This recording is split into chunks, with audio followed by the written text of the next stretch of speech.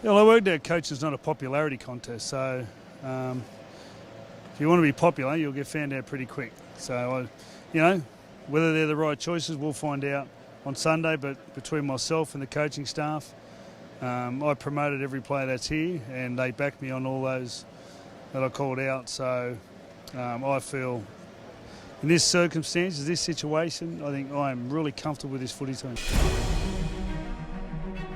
A young man out there, the youngest ever State of Origin player.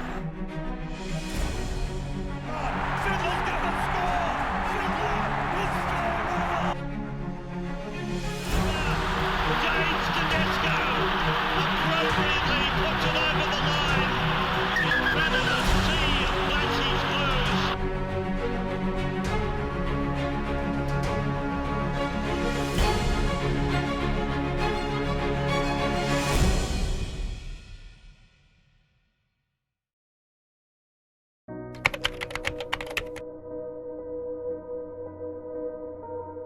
I've known Boyd Cordner since he was 15-year-old. He came down, I was coaching at the Roosters.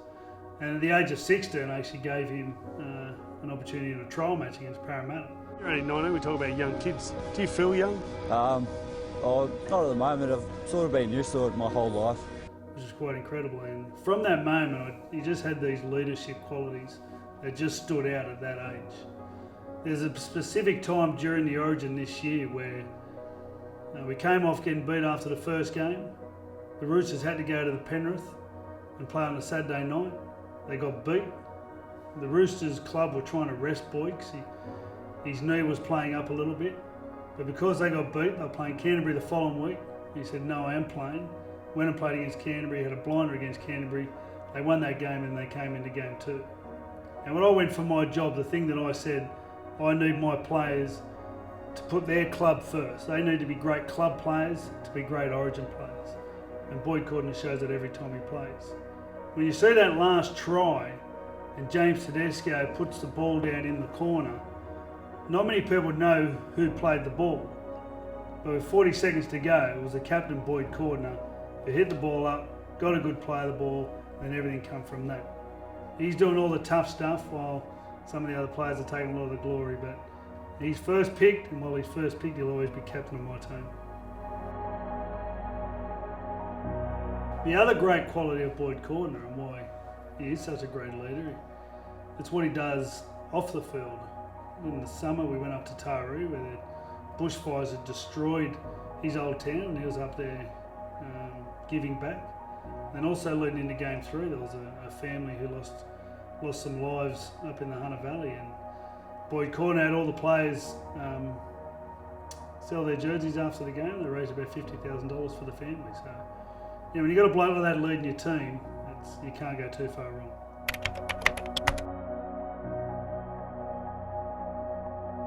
If the captain Boyd Cordner is my first chosen, I've got to say my second chosen is Jake Trbojevic. Now, a lot of people have all sorts of words and information on what it takes to be a good player. But it's not until you see what Jake Trbojevic puts into a game of football or into a camp or into his promotions or into lunch with friends or into anything he just does with so much heart. It means so much to Jake. It's incredible.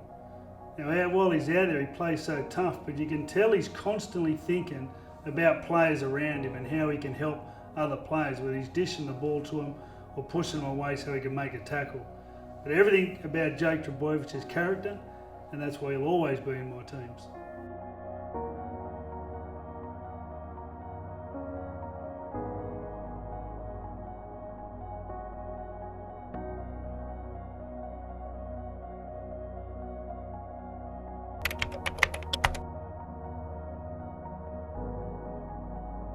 One of my favourite stories is the Damien Cook story. I remember watching Damien playing reserve grade for Canterbury. He couldn't crack the first team. They ended up actually going to buy another hooker from Cronulla instead of Damien Cook, and they let him go. But then went to South Sydney and just made that position his own.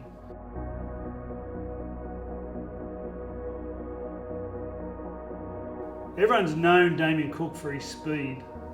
No one sees how hard he works behind the scene. training during the week, he's just there doing everything. He's there at yoga, he's there doing the stretches, he's there at the end of sessions doing extra work. And then also no one sees him do his defence. He very rarely misses tackles. He's very rarely left on the ground. So we get to see the speed, but everyone on the team gets to feel the other stuff as well. He's a complete player and he'll be there for a long time.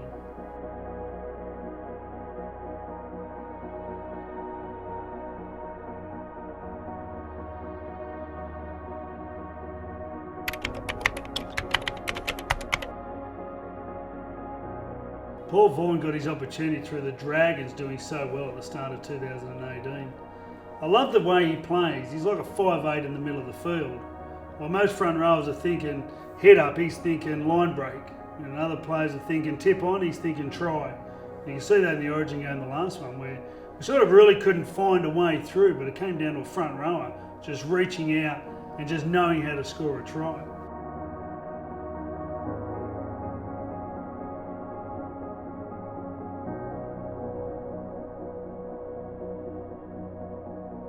The other part about Paul Vaughan, he's so great around camp. He's got made plenty of good friends, and when you start building those bonds, that's the stuff, the relationships that under pressure come through, like it did in that try. Have a look with Damien Cook.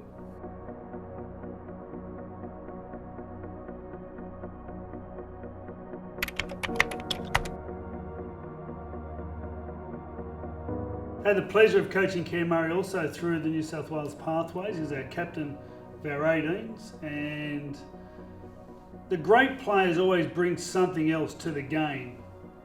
And Cam Murray is more dangerous once he's been tackled than he is when he's with the ball. Here's a break made by Cameron Murray. He ran off a beautiful pass. He's inside 20. Shows it then to Johnston. Goes himself. He has this exceptional play of the ball, which then brings every other player into his team on board, especially his hooker Damien Cook.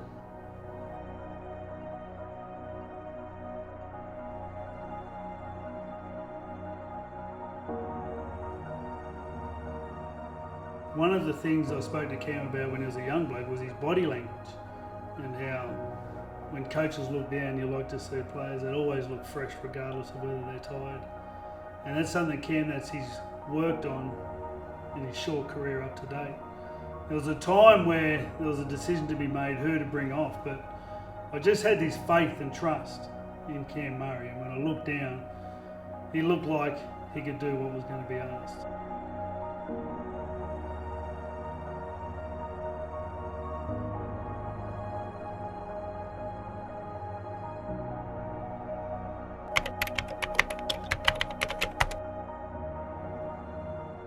They might get the glory, but the front rowers in Start of Origin get all the admiration from their teammates. And there's none tougher, or there's no one you'd rather stand behind more than David Klemmer at his best. Makes all the hard runs, all the tough meters, plays under adversity, plays under injury, and also stands there and makes the tackles in the middle of the field.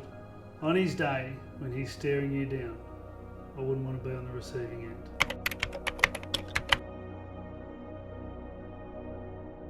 Now, I was fortunate enough to coach James Tedesco when I was with the City team, and I saw him come out of the corner of an in-goal area, and I remember thinking to myself, I'd never seen a player that has ever done that before. Now, in amongst that time since then, he's been to the Tigers and played at the Tigers, and there was that awful situation where I thought all those players weren't doing the right thing by the club, and lucky enough, the Roosters end up with James Tedesco. I was a bit cautious at first, but I've got to say, everything he's done at the Roosters has been absolutely incredible. He's gone to a player where I never thought he could be. There was that moment that I saw in the City game, but I never saw the fight, I never saw the resilience, and only because I saw him on the wing, I never really saw him get the ball play and see the great stuff he does on the field. He's away from Hart. Now he runs a circle. He's inside the 10, the 20, and so Tom Trbojevic goes into scoring second. What a run by Tedesco. Oh, absolutely brilliant. What a superstar. Brilliant. One of the most impressive things I've seen with James is his attention to detail with his defence, especially his online defence. You watch him around the ruck, pushing people, pulling people. He's a real leader in the middle of the field there, and then in attack, of course. Well, we see that every time he plays. He's absolutely brilliant. But James Tedesco, he was named vice captain this year. We were sitting around and we were talking about the possibility of a vice captain, and I remember Greg Alexander said his name, and everyone just went perfect, and that's how long the conversation went for. He's someone who 4 years ago was, I felt, not doing the right thing by the Tigers, to becoming the most genuine, authentic players that I've seen. So he's a pleasure to coach, and there's a good chance he'll be a Blue for a long time.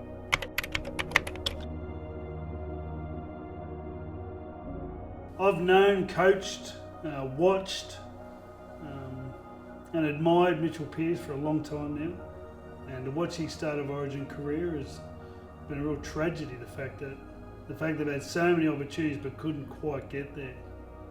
We felt Mitchell out for the first game after the game where they beat the Roosters, and he was a bit injured, and also for the second game to see how he was as well. So on both occasions things just weren't right. But with Nathan Cleary couldn't pass the medical in the last game, it was a pretty awesome moment. I got a chance to ring Mitchell and ask him to come back for the last game on our home turf, and for him to be part of that last try, and the time I spent with Mitchell after the game is one of the highlights of my rugby league career. Just to see what he's gone through, and then just to be part of that was something that I'll carry forever.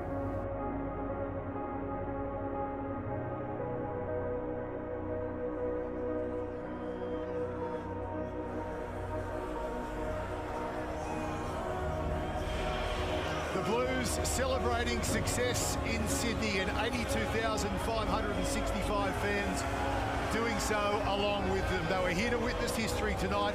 Back-to-back State of Origin shields for the first time in 14 years, and what a classic it was.